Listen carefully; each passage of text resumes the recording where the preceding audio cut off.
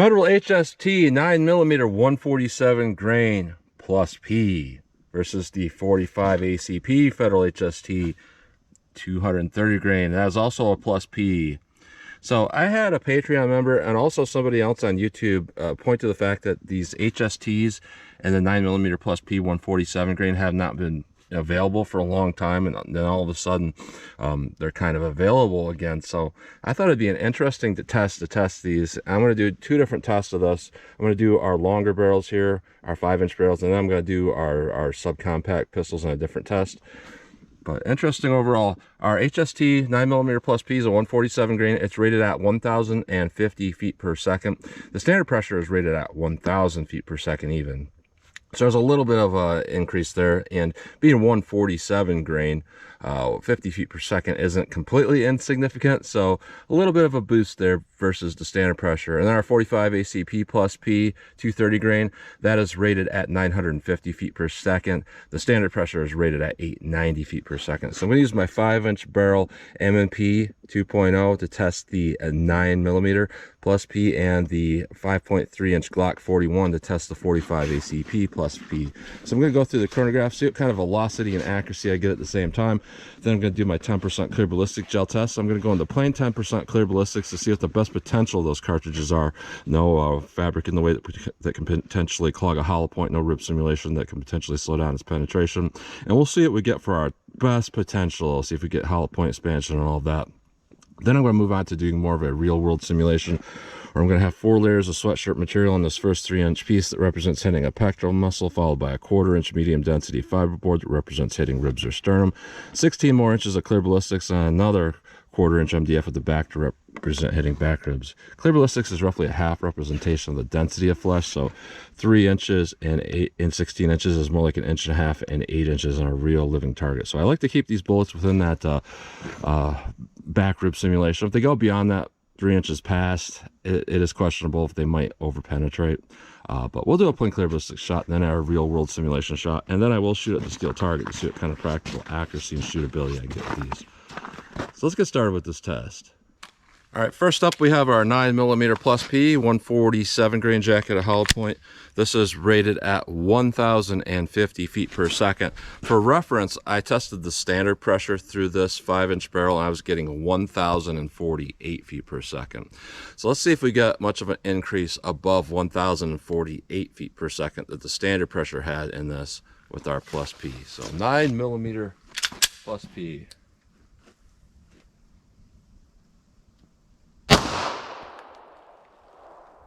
No read. 1,012, 1,018, 1,012, 1,026, 1,018. So I actually have less velocity in this with the plus P than what I got with the standard pressure. So let's see what we get here with our 45 ACP. This is rated at 950 feet per second. So let's see what we get with our 45 ACP plus P.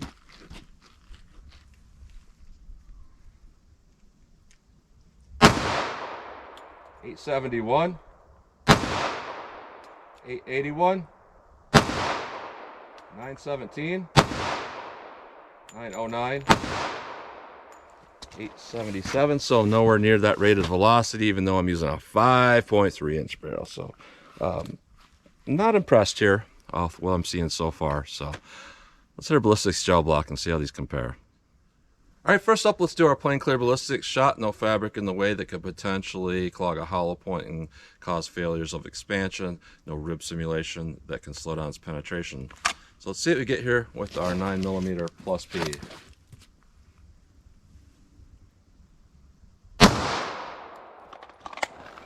All right, set that with our 45 ACP plus P.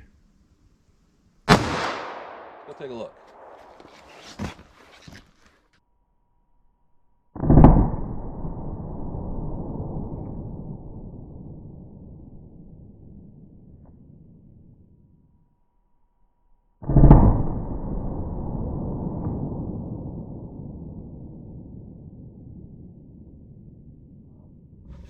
All right, not bad performance overall, and this sunlight is just glaring. That's why I have this roof thing over the top.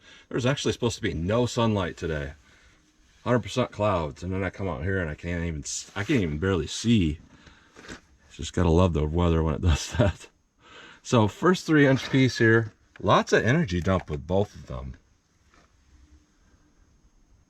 Our 45 definitely has a little bit bigger path, just a little bit. In this first 3-inch piece. Now once it gets into the actual block, I'm not seeing a big difference there. They both look very similar, except our 9mm went a little bit deeper. So with our 9mm, we went to 15¼ inches, which is not bad penetration at all. That's really perfect. Now with our 45 ACP+P, we went to about 12¾ inches. So both of those are pretty good overall, looks like. So let's put on our fabric, put in our rib simulation, and see how these compare in our real world simulation.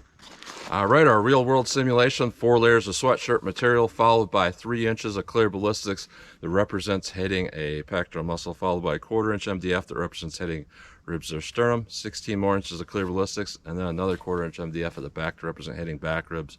Gotta remember, this is still a half representation of the density, so whatever you see in there for penetration would actually be half that distance in a real living target. So let's see what we get here with our real world simulation with our 9mm+P.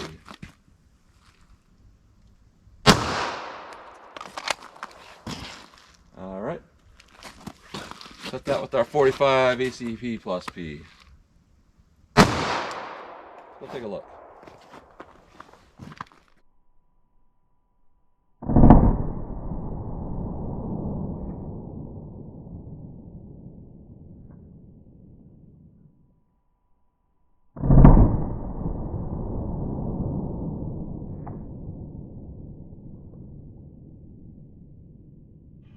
Well, interesting.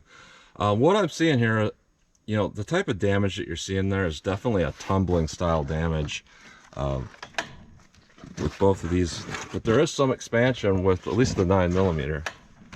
This whole thing did move quite a bit.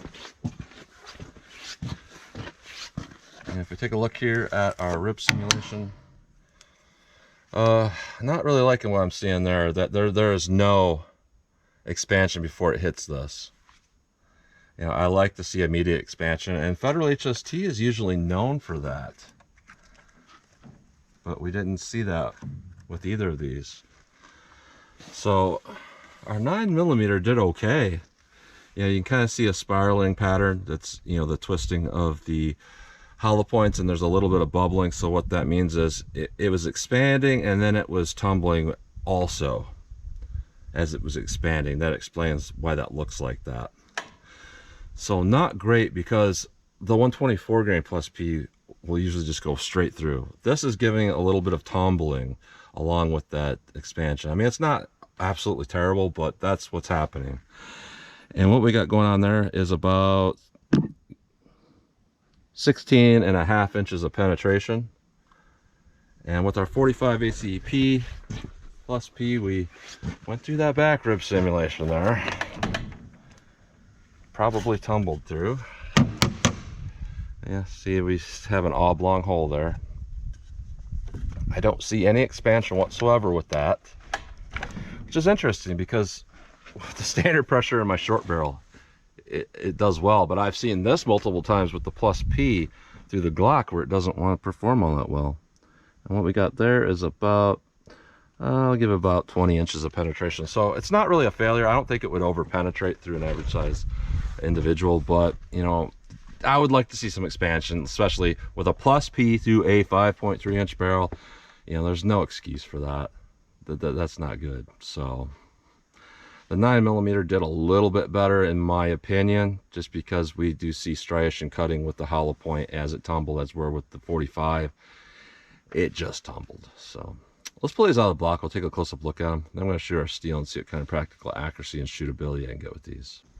All right, so here's a close-up look at these bullets going through plain gel. Here's our 9mm plus P and our 45 ACP plus P. So just massive expansion, especially with that 45.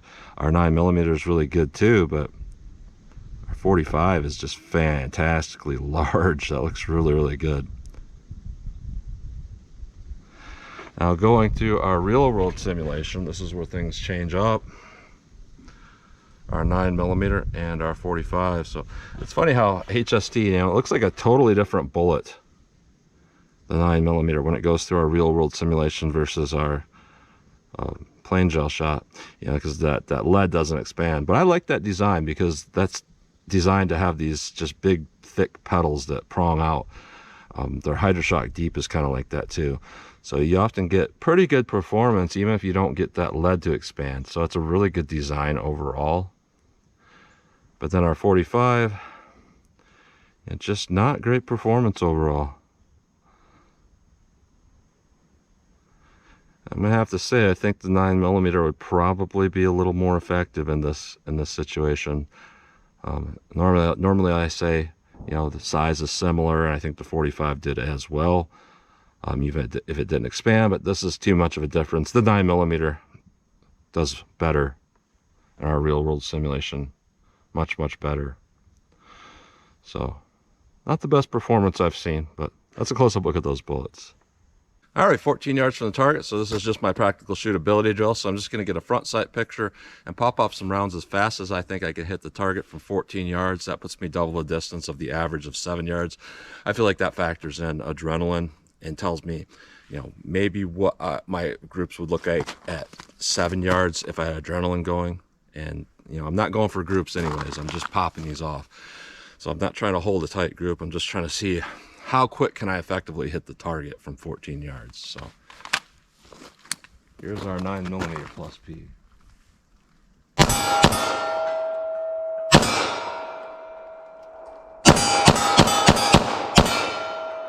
So I don't know what happened there. I guess I'm not used to that trigger, but it just felt like it wasn't gonna fire. But I guess I just can't feel my finger today with my rheumatoid arthritis, because I stopped and that's just what it did. So let's see what I can do here with our 45+P.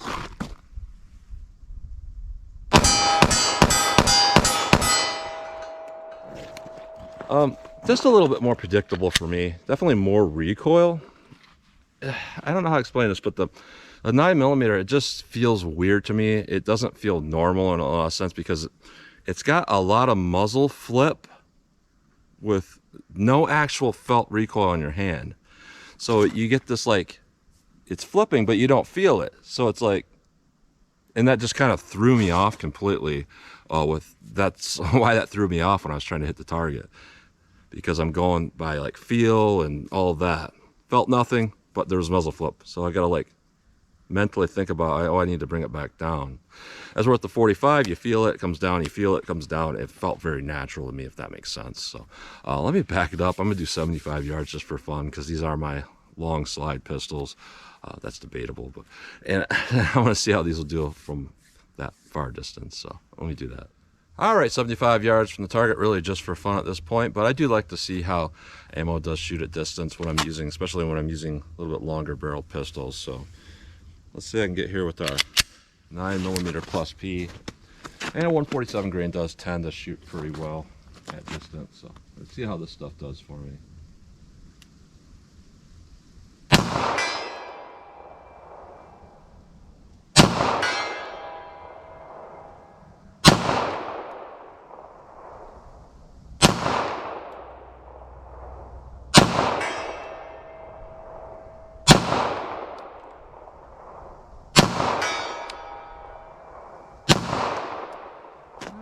So that's interesting, because I tend to shoot a little bit better at this distance, especially with long slide pistols than that. So, and I am seeing some impacts that are just kind of all over. That's interesting.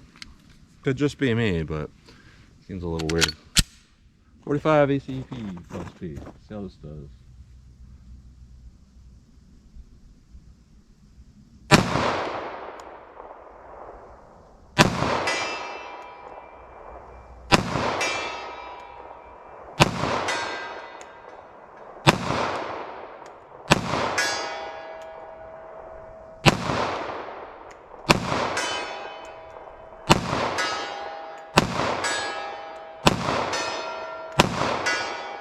All right, so for me that shoots a little bit better.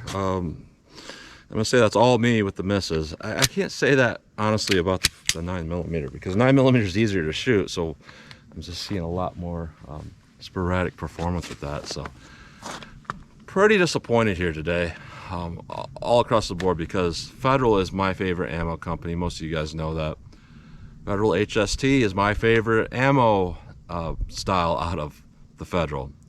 It performs really, really well across the board, and I've seen great performance with it overall. But with this, it's just, you know, why would you have a +P that's significantly slower than the standard pressure through the same pistol? Now, I am taking numbers that I got from a different time, a few years ago.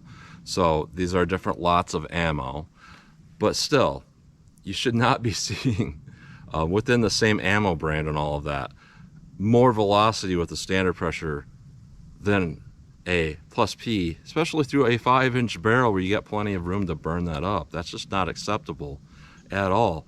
And this stuff is rated at 1050 through a 4-inch barrel. I'm getting like well below that in a 5-inch barrel. That ain't right. Now, it did perform okay for what it was, but that's through a 5-inch barrel. Now I'm really concerned that maybe it won't perform so well out of a shorter barrel, because, you know, we're getting just enough velocity for it to perform pretty well. And if we go down to a shorter barrel, yeah, we might drop below that expansion threshold velocity and energy, and it might not perform all that well. Now, our 45 ACP, you know, I've seen this before. And it seems like I see it more with the 50-round boxes than the 20-round, but it's the same ammo. It's just packaged a little bit differently. So, you know, I don't know why that is, but, and it is kind of strange that I see perfect expansion out of my little 3.3-inch shield with the standard pressure. Now, I bring out the same bullet, it's supposed to be the same bullet, at a +P velocity through a 5.3-inch barrel, no expansion through the real-world simulation. That is weird. That is weird overall. I'm still going to say, though, that this is relatively consistent ammo. It caused a lot of damage in there. It still is sealed at the bullet end and the primers. It was reliable. The 45 was accurate. Overall, I'm going to say it's not a bad ammo choice. You know, Federal's failures within their own company are usually that ammo is actually better than a lot of other companies' best performing ammo. So I can only fault them to a certain point, but I want to see better than this. So that's what you get today. So as always, comment, share, and like, and thanks for watching.